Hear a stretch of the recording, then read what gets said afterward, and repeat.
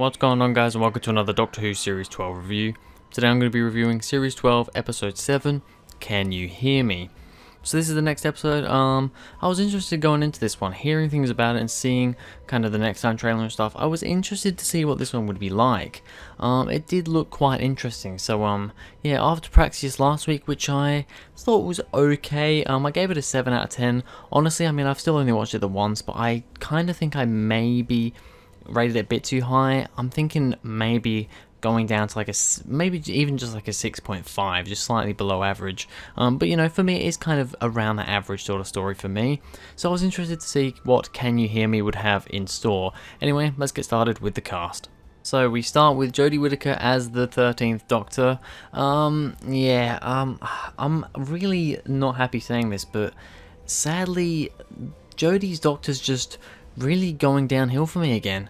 I felt like through a lot of Series 11, she wasn't really my favourite. She started to, you know, I think Spyfall, she was a bit better, but she still had some of those silly moments I didn't like. From Orphan 55 up to kind of Fugitive of the Judoon, she was actually getting really good. I quite liked, you know, that what was that, 3 stories. I thought she was much better there. There was much less of the silly moments. She was a lot more serious, and just all round, I was enjoying her characterization of the character more, and yeah, just her serious stuff was really good. However, ever since Praxeus, so Praxeus and Can You Hear Me, I feel like she got a little bit worse than Fugitive, because I thought she was really good in Fugitive. She got a little bit too silly and not really my favorite in Praxeus, and then in this episode I think she's even worse. She's just a bit all over the place again.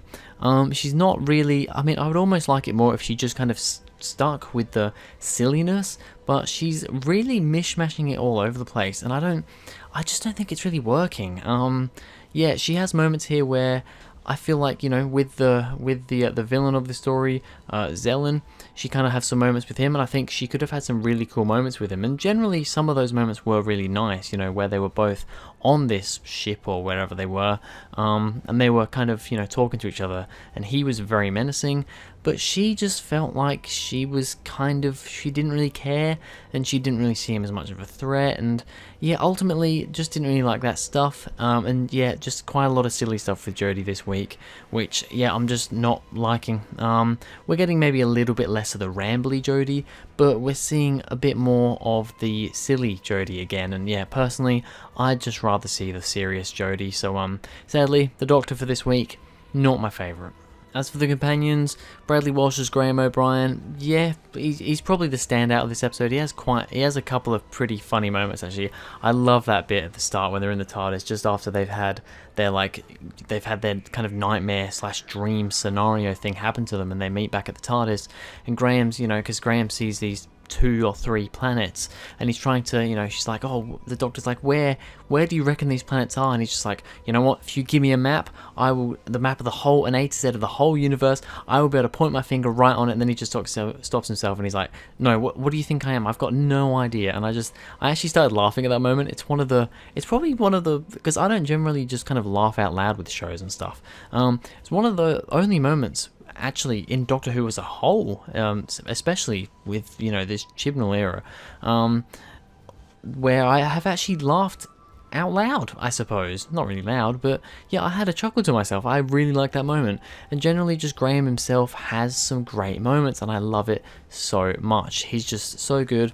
He's still the standout companion for me, even if he doesn't get a whole lot to do in a story. He's just the standout.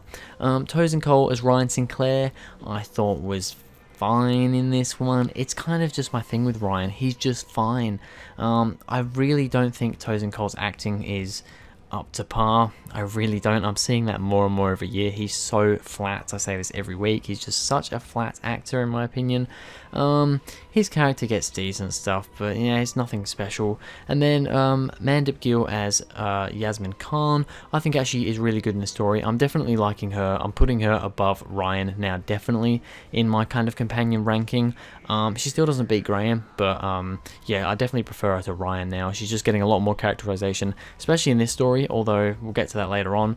I do think, you know, I do like the idea of her, you know, she kind of had mental health issues, and I like that. Although it's kind of a bit too late, you know, we're already almost at the end of series 12, 2 series into a run, and now we get this information. It's a little bit late, I think, but it is nice to see more stuff with her, and I think she did pretty good.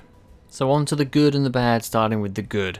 Graham, Ryan and Yaz seeing their family and friends. So at the start of the story, they return back to Earth, back to Sheffield, in the present day, and Graham sees a bunch of his friends, Ryan sees his friend, and I think it's his roommate. I think he's also his roommate. Either he's like his best friend anyway, and Yaz sees her family, but it's really mainly just her sister that she sees. And I generally like the kind of slow start. I don't mind it. There is, strange things going on at the same time with the Doctor. So I like, and then we get the whole, dream thing going on. I actually thought the start of this episode and the way it was edited and shot as well was really good. I like the start of this story. But as we're going to see a little bit later into this review, this is kind of a thing that seems to happen with the Chibnall era. We start out really interesting, but then it just really tails off. So many stories in the Chibnall era seem to start off really exciting, tail off in the middle, get really slow, and then all of a sudden have a super rushed ending. I think Praxeus did it last week. The Ghost Monument is kind of one that does the same sort of thing, although that's just kind of slow throughout and just a really good beginning. All 55 to some extent as well. It happened here as well. But generally I like that stuff. The companions seeing their biggest fears, like I said before, they have this whole dream scenario thing going on. Nightmare scenario, I suppose. And I really liked it, although it is we've kind of seen it before in Amy's Choice, and we've also seen it in, I believe, a Sarah Jane Adventures episode, The Nightmare Man or something. I haven't seen that myself, but apparently there's a similarity there too. Although, has been seen before in Doctor Who, I think it was relatively interesting at the start.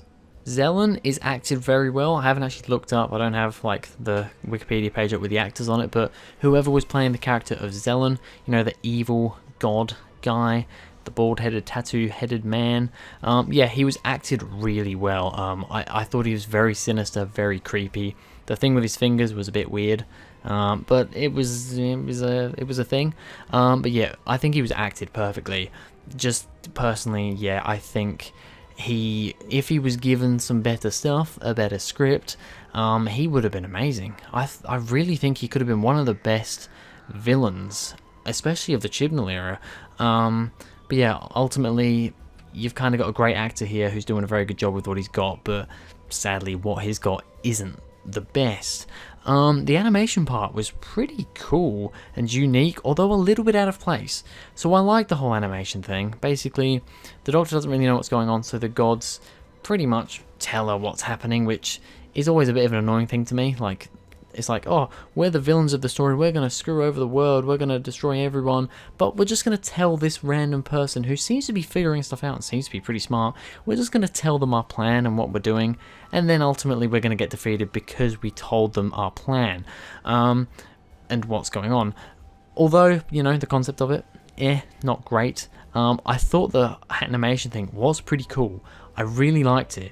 It was more interesting than, having just the guy talking to the Doctor as she was chained up. So I really liked it for that. Although it did feel very out of place. It just kind of started and ended, and that was kind of her dream sequence. So that it was very out of place, but I did still enjoy it. Finally, for the good, not a whole lot to talk about here, but Yaz finally getting some backstory. I'm so happy that Yaz has finally had some more substantial stuff. I think they're doing a lot better with her this series. I still think that 3 Companions is far, far too much, because although we are getting a lot more stuff for Yaz this series, I think Graham's being pushed back a bit, although I still kind of notice him more because just he has these funny lines and he's just got more of a presence than the others. Ryan's kind of getting pushed back a bit more this series, and I'm noticing that a lot more. I'm glad that Yaz finally does have some stuff going on with her. I just do think it's maybe a little bit too much, too little, too late, Alright, so on to the bad. There is a bit to talk about here. First of all, I feel like the Doctor is going downhill again. I talked about this before, but yeah, just the 13th Doctor's not really working for me again. I was getting hopeful after Orphan 55, Nikola Tesla, and Fugitive of the Judoon. I was hopeful, I was really liking this Doctor, and then from kind of last week to this week, she's just been going downhill for me again, so I'm not really enjoying her again. She still has her moments, but yeah, most of the time I'm just not really engaged. The sonic screwdriver flying up into the Doctor's hands. What the hell was that? She just kind of flicked it up into her hands like it was magic. Yep, that was just, it looked ridiculous and ultimately just didn't make any sense. I mean, this is Doctor Who after all, but yeah, to me, just didn't make sense, just was really silly.